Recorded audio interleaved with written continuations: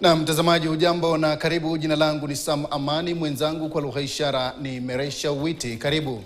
Naam, jopo la kutatua migogoro ya vyama vya kisiasa limetupilia mbali kesi ya katibu mkuu wa chama cha ODM Edwin Sifuna na kumtaka kurejea chamani humo kusuluhisha migogoro yao.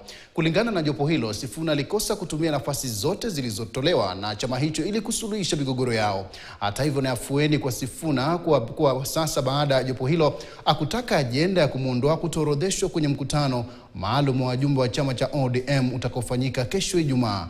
Daniel Kariuki ana maelezo zaidi.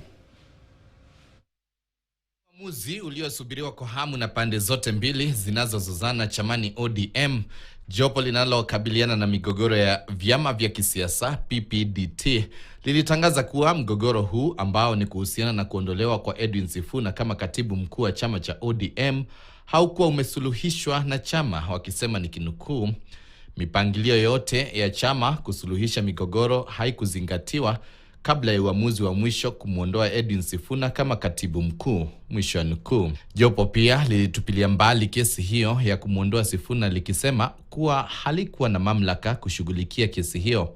Kwenye uamuzi huo pia, jopo limetaka kusitishwa kwa zoezi la kuidhinisha kwa msajili wa vyama kuhusu kuondolewa kwa Sifuna kama katibu mkuu hadi pale chama cha ODM na Sifuna watatatua migogoro yao ndani kwa ndani. Jopo hilo pia limetoa nafasi kwa pande zote mbili kufika mbele yake iwapo kutakuwa na masuala ya kujadiliwa na ambayo pande zote zitashindwa kukabiliana. Kutokana na uamuzi huu, Sifuna atazidi kuwa katibu mkuu wa ODM hadi pale watakaposuluhisha kupitia mikakati ya chama cha ODM kuhusu kuondolewa kwake kama katibu mkuu.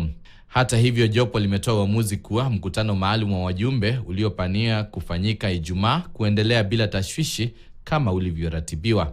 Sifuna alikuwa amefika mbele ya jopo hilo kusitisha kuondolewa kwake kama katibu mkuu, akidai baraza kuu la chama cha ODM NEC halikufuata mikakati iliyowekwa kumuondoa kama katibu mkuu, huku jopo hilo likisitisha kuondolewa kwake hadi pale kesi hiyo itakapoamuliwa.